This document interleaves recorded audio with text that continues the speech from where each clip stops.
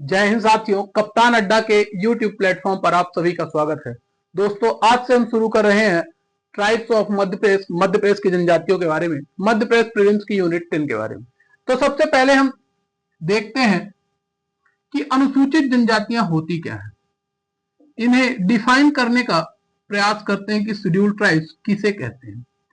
तो दोस्तों, आपको पता होगा कि ये हमारे मेन सोसाइटी का हिस्सा तो है नहीं, ये हमारे मेन स्ट्रीम से अलग रहते हैं।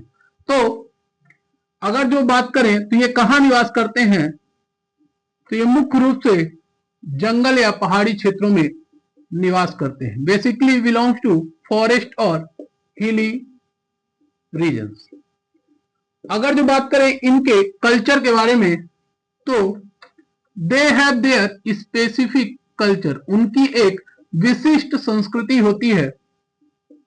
अगर जो इकोनॉमिक एक्टिविटीज देखें तो ये सामान्य रूप से अलग प्रकार की इकोनॉमिक गतिविधियां करते हैं, जैसे कि शिकार करना। कुछ ट्राइब्स में शिकार करने को भी इनका धर्म माना जाता है।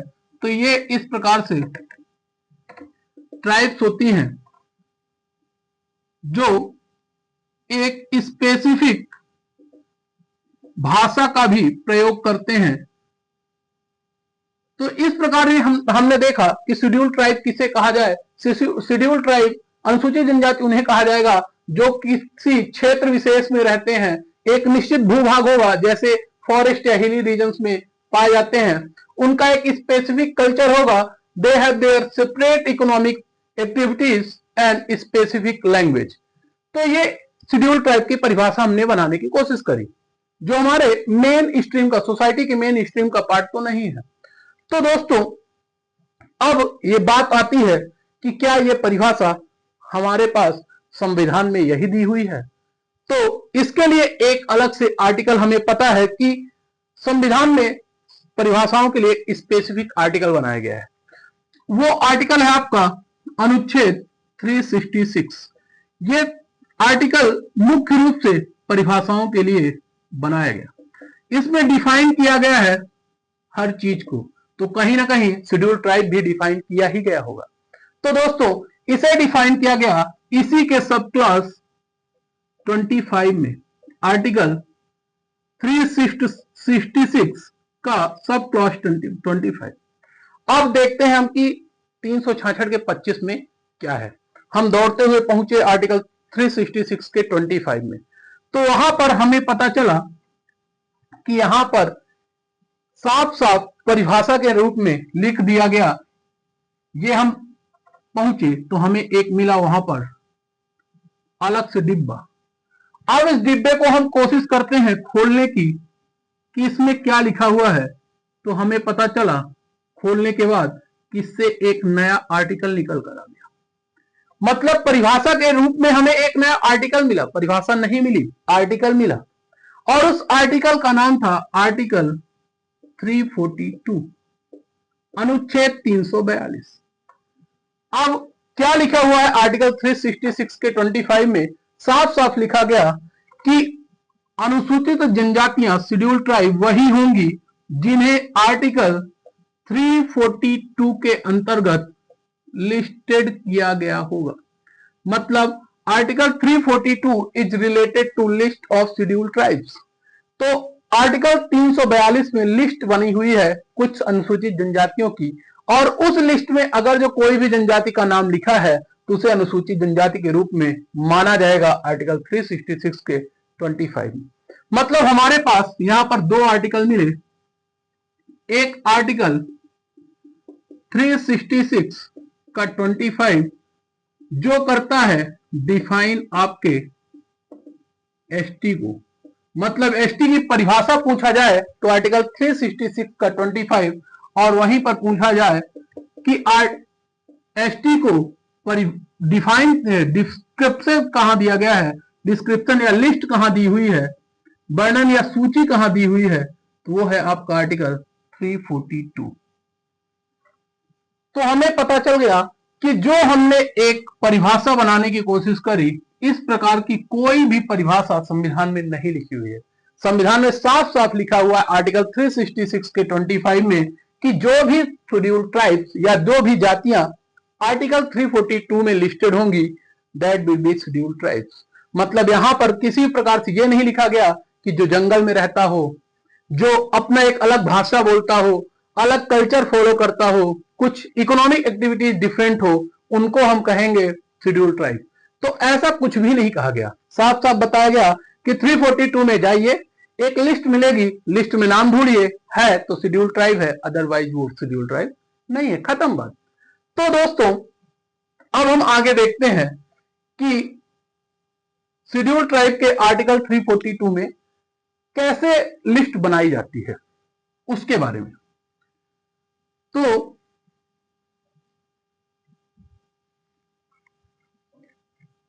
आर्टिकल 342 क्या कहता है, नोट कर लीजिएगा, मैं आपको बोल रहा हूं, इसको देख लीजिएगा आर्टिकल 342 क्या कहता है। तो आर्टिकल 342 कहता है कि किसी भी राज्य के राज्यपाल के सिफारिश पर, किसी भी राज्य के राज्यपाल की सिफारिश पर राष्ट्रपति या संसद उस राज्य की किसी भी जाति को शेड्यूल ट्राइब के रूप में नोटिफाई भी कर सकते हैं और डी नोटिफाई भी कर सकते हैं, मतलब अधिसूचित भी कर सकते हैं और गैर अधिसूचित। मैंने आपको कहा कि यहां पर कोई व्यक्ति है जो सिफारिश करने वाला है, वो कौन है, वो है राज्यपाल। कौन है, गवर्नर ऑफ द स्टेट। मतलब क्या लिखा है उसमें, इसमें लिखा है on the recommendation of governor president can notify और D notify to any caste of the state as schedule tribe. यहां पर दो शब्द हैं, सिफारिश कर रहा है गवर्नर, किसे कर रहा है, ये आपका राष्ट्रपति भी कर सकता है और यह पावर संसद भी, मतलब पार्लियामेंट और प्रेसिडेंट दोनों के पास पावर है। किस लिए, तो पावर है आपका नोटिफाई मतलब अधिसूचित, सिंपल सा साफ शब्दों में कहें जोड़ने की, और डी नोटिफाई मतलब कि गैर अधिसूचित हटाने की, सिंपल शब्दों में हटाने की। सिफारिश करेंगे गवर्नर किसे, प्रेसिडेंट को या पार्लियामेंट को, किस लिए, नोटिफाई या डी नोटिफाई के लिए, किससे या किसको कर सकते हैं, तो किसी भी कास्ट को, और अगर जो देखा जाए किस रूप में, तो एसटी के रूप में। यह साफ साफ आर्टिकल 342 में दिया हुआ है। Article 342 on the recommendation of governor president और पार्लियामेंट कैन नोटिफाई और D notify to any caste of the state as schedule tribe. मतलब क्या हुआ इसका, इसका मतलब है कि जैसे मान लीजिए मेरा नाम कसून तिवारी है, आप लोग कप्तान सर के रूप में जानते हैं, तो तिवारी कल से हो सकता है मध्य प्रदेश के जितने भी तिवारी हों उन सबको शेड्यूल ट्राइब बना दिया जाए, राज्यपाल सिफारिश करें और सारे तिवारी कल से शेड्यूल ट्राइब हो जाए। ये हो सकता है, जोड़ा जा सकता है। अब उसके लिए कंडीशंस क्या होती हैं वो अलग बातें हैं कि कैसे क्या क्या प्रक्रिया होगी, उसके लिए आपका अनुसूचित जनजाति आयोग बना हुआ है, आयोग रिकमेंड करता है सरकार को, वो अलग प्रक्रिया है। मतलब पावर किसके पास है, वो है राष्ट्रपति या संसद के पास। नोटिफाई भी कर सकते हैं और डी नोटिफाई, मतलब हो सकता है कल कह दिया जाए कि अब जितने भी गौड़ जनजाति के लोग हैं उनकी कंडीशंस, इकोनॉमिक सोशियो कंडीशंस, आर्थिक और सामाजिक स्थिति ऐसी हो गई है कि अब इनको अनुसूचित जनजाति का दर्जा समाप्त कर दिया जाए। ये पावर किसके पास है, ये पावर है राष्ट्रपति और संसद के पास। मतलब नोटिफाई भी हो सकते हैं और डी नोटिफाई भी हो सकते हैं किसी भी कास्ट को एसटी के रूप में। ऐसा नहीं है कि एक बार आपने अनुसूचित जनजाति का दर्जा प्राप्त कर लिया तो समाप्त नहीं होगा। ऐसा प्रावधान किया गया है कि स्थिति के अनुरूप उसको हटाया भी जा सकता है और किसी की स्थिति बेकार लग रही है तो उसे जोड़ा भी जा सकता है। अगर जो इसका उदाहरण देखें तो मध्य प्रदेश के संदर्भ में 8 जनवरी 2003 को मध्य प्रदेश की 3 ट्राइब्स को डीनोटिफाई किया गया। डीनोटिफाई किया गया मतलब अनुसूचित जनजाति का दर्जा समाप्त किया गया, और वो ट्राइब्स हैं आपकी कीर, पारधी, और मीणा। जी हाँ, वही मीणा जो आज भी राजस्थान में एसटी कैटेगरी के अंतर्गत आते हैं, पर मध्य प्रदेश में इन्हें एसटी कैटेगरी से हटाकर अदर बैकवर्ड क्लासेस में जोड़ दिया गया है, ओबीसी में जोड़ दिया गया है। तो ये है आपके आर्टिकल 342 में लिखी हुई पावर। अब इसी के आधार पर वो लिस्ट अपडेट होती रहती है, कभी लिस्ट में कुछ नाम जुड़ते हैं तो कभी लिस्ट में कुछ नाम हटते हैं। तो वर्तमान में अगर जो देखा जाए तो मध्य प्रदेश में इस लिस्ट में कुल 43 शेड्यूल ट्राइब्स के बारे में लिखा हुआ है। कितनी? 43। मतलब 8 जनवरी 2003 से पहले कुल 46 शेड्यूल ट्राइब्स होती थी मध्य प्रदेश में, लेकिन 3 हट गई, तो अभी वर्तमान में है 43 शेड्यूल ट्राइब्स। तो ये चीजें आर्टिकल 342 के अंतर्गत डिफाइन की गई है, डिस्क्राइब की गई है। आगे बात करते हैं शेड्यूल ट्राइब के बारे में।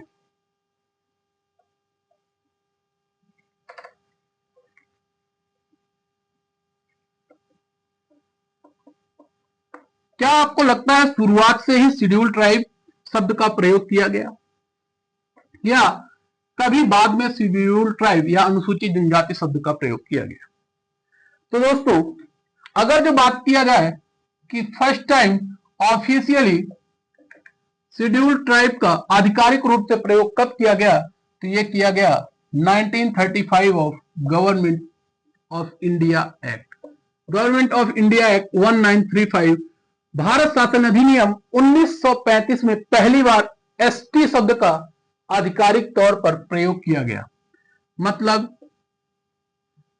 इससे पहले अनुसूचित जनजाति शब्द का प्रयोग नहीं किया जाता था। तो क्या शब्दों से हम इनको जानते हैं? तो अगर जो देखें अन्य नाम तो क्या हो सकते हैं, तो एसटी के अन्य नामों में जैसे महात्मा गांधी जी ने इन्हें गिरिजन कहा है, एससी को हरिजन और इन्हें गिरिजन। एक व्यक्ति हैं हमारे गोविंद सदाशिव घुरिये, जीएस घुरिये, इन्होंने इन्हें बैकवर्ड हिंदू, पिछड़े हिंदू कहा है। जॉर्ज ग्रियर्सन का नाम आपने सुना होगा, जॉर्ज ग्रियर्सन ने इन्हें पहाड़ी कहा।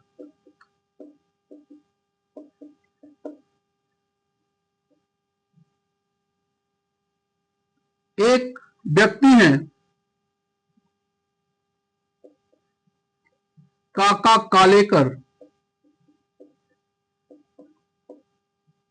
और एक व्यक्ति हैं ठक्कर बापा।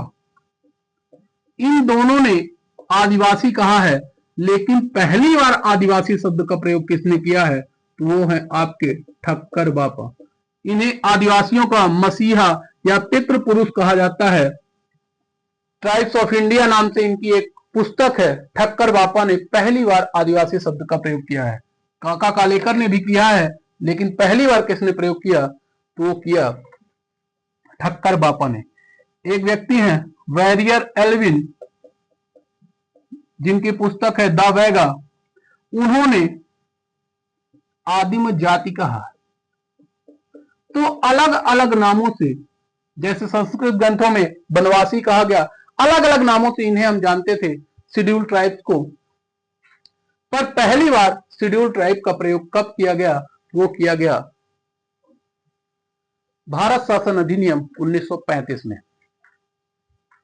तो ये अन्य नामों की चर्चा होगी। अब हमने देख लिया 1935 में इन्हें पहली बार शेड्यूल ट्राइब का।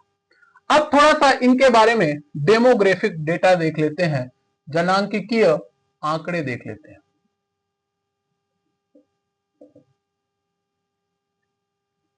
अगर बात करें पूरे देश में अनुसूचित जनजाति के डेटा के बारे में, पूरे देश में अनुसूचित जनजाति के बारे में सर्वाधिक संख्या में कहां पाए जाते हैं?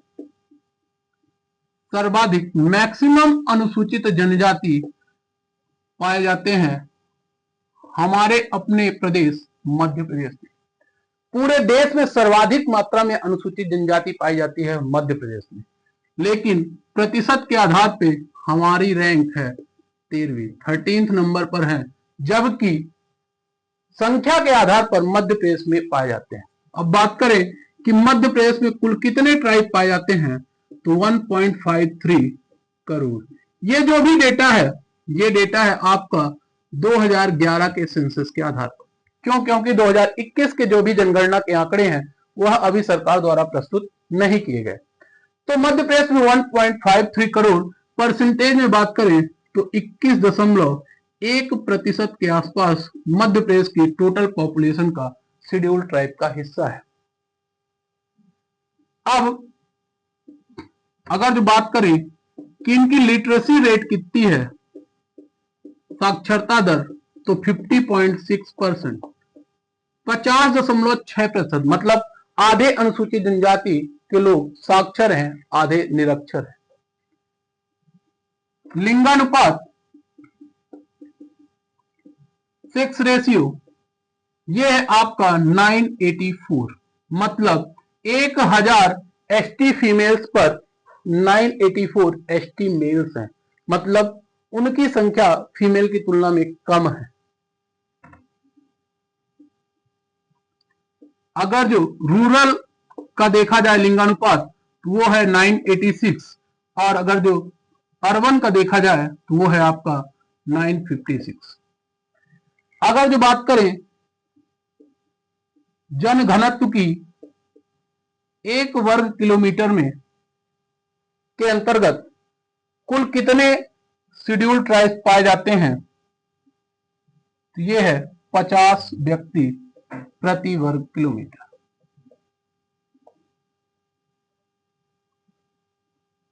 वहीं 2011 की जनगणना में पॉपुलेशन ग्रोथ रेट, जनसंख्या वृद्धि दर कितनी रही, तो ये थी आपकी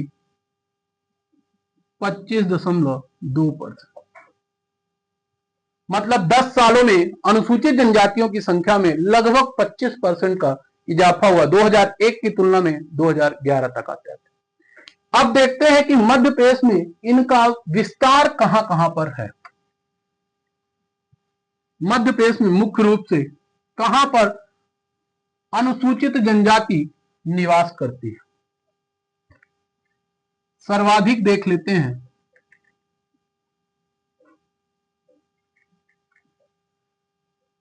मैक्सिमम शेड्यूल्ड ट्राइब्स जनसंख्या के आधार पर पाई जाती है धार,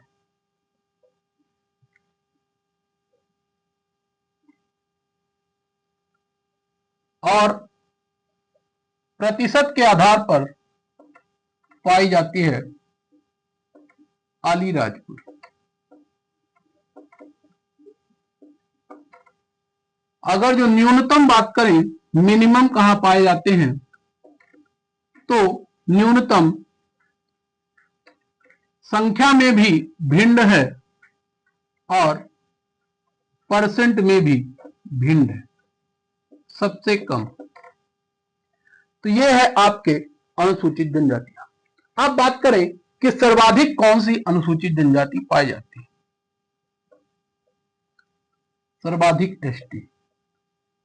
मध्य प्रदेश में सर्वाधिक मात्रा में पाए जाते हैं भील, फिर है आपका गोंड, फिर आपका कोल, फिर आपका कोरकू, फिर सहरिया। आपको 3 याद रखेंगे तो भी काम चलेगा। सर्वाधिक मात्रा में एसटी कौन पाए जाते हैं। एक प्रश्न यहां पर और बनता है,